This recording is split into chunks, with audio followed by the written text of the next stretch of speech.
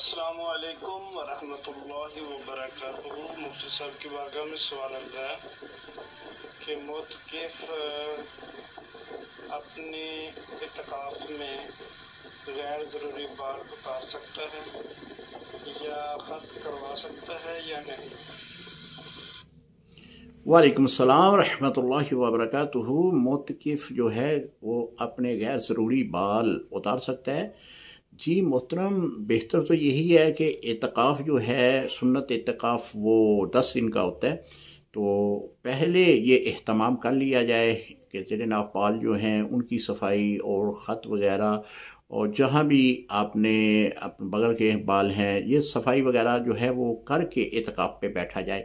اگر کوئی ایسی صورت بن جاتی ہے کہ یہ معاملہ جو ہے وہ طے نہیں ہوتا، یعنی صفائی کا مرحلہ طے نہیں ہوتا، تو آپ اعتکاف کی حالت میں بھی اس کی جو ہے صفائی کر سکتے ہیں، اعتکاف آپ کا جو ہے وہ برقرار رہے گا۔ لیکن اگر 40 دن سے اوپر کا معاملہ ہو رہا ہے تو پھر تو مجبوری ہے، پھر آپ کر سکتے ہیں۔ اگر 40 دن سے کم کا ہے تو نہ بھی کریں تو کوئی مذائقہ نہیں ہے۔ السلام علیکم ورحمۃ اللہ وبرکاتہ۔